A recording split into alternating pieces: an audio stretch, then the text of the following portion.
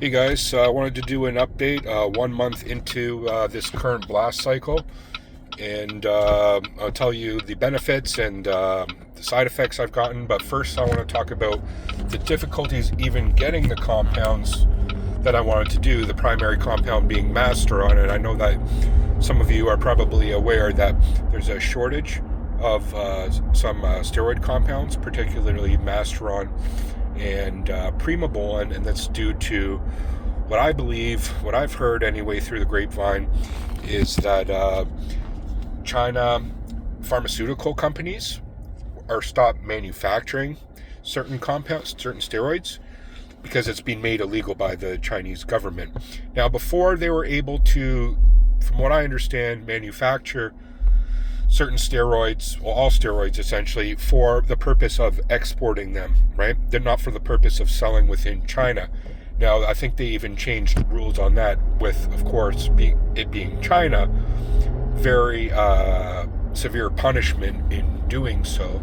So there's only a handful of, that I know of, Chinese pharmaceutical companies like Qingdao Sigma Chemical Company and such that are exporting it. So all of the UGLs, the domestic sources in places like Europe, United States, and Canada have dried up, essentially. So my source, they didn't have any, so I had to find a new source for it, and luckily they did have it. Now, whether it's real or not, I don't know. I might have to test it.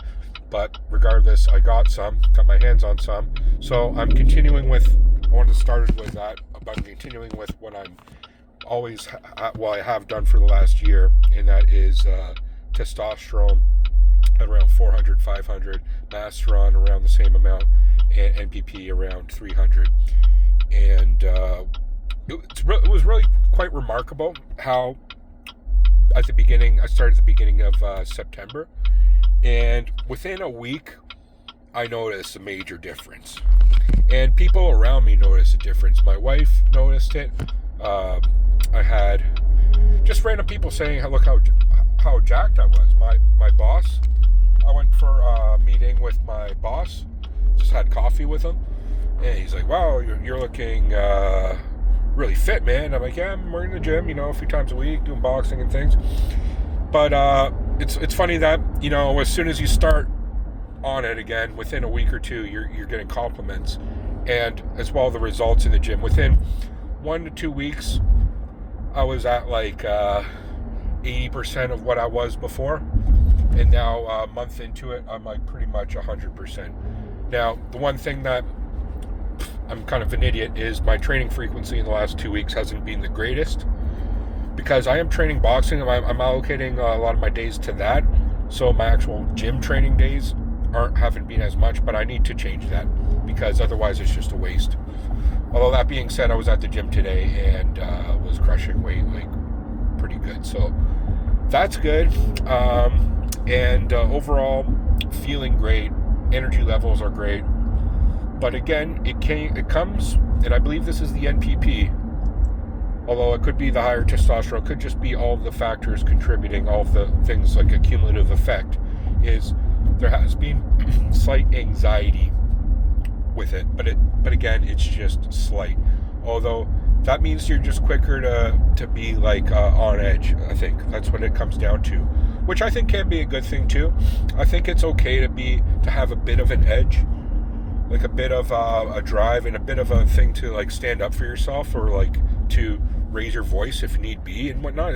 That's better than being kind of weak and not raising your voice, not standing up for yourself in some way. But it's what it becomes maladaptive when you're doing it and it's uncontrolled, or it's like irrational. And I believe that I still have a degree of rationale there.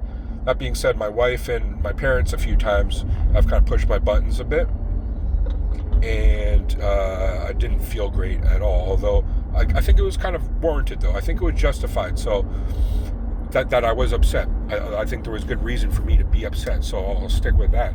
You know what I mean? But my anxiety levels were pretty high some days. I'll just put it that way.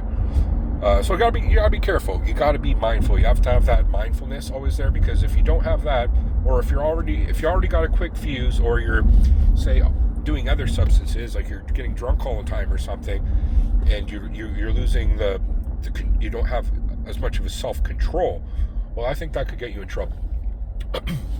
So I think that's, where am I, 5 minutes now? Well, I guess I should say a few more things. So what I found works for me is every other day injections. Before, I was using like a 23 gauge syringe, which I was doing in my glutes. So in my glutes, I think that you could get away with that, although I wanted to change it up and to do more deltoid injections.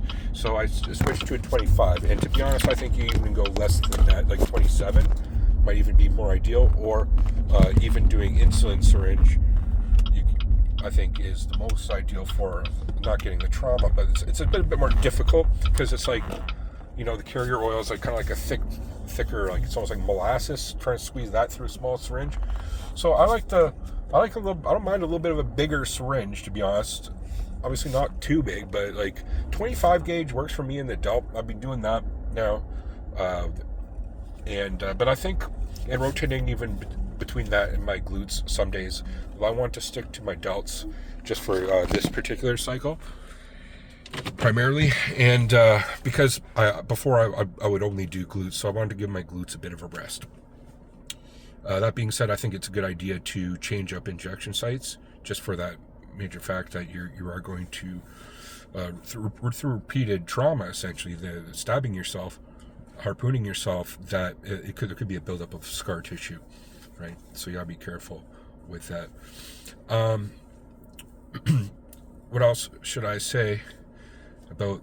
Oh yeah, so I was even considering in this cycle, at the very end of it, doing a bit of Tren, just to try it for 4 weeks. Tren and Nanthate, I'm thinking at a very small amount, because Tren Ace, you should do it every day. If you're going to do Tren Ace, you should do it every day, and there's higher spikes of it and things. But the problem with Tren and Nanthate is that if you do run into negative sides, you could potentially, you got to stick with it a little bit longer, right, for it to clear your system. But if I'm only going to do, like, say, what I'm thinking is between 50 to 100 a week, right, just a little bit towards the end of the cycle, when I'm really wanting to crush my PRs and things, then I think it's a good idea. Now, I was debating between that and going back to old trustworthy Anavar, because I would either do one or the other. Anavar, there's negative sides associated with that too, crushes your HDL. But Anavar works as well.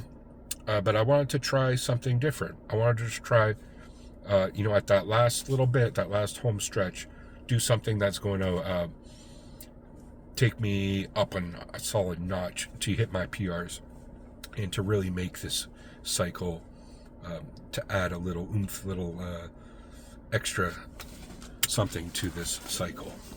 Now, what are your thoughts on that? I know Tren is one of the compounds that people are like, stay clear of, it's not a good thing, and I understand that.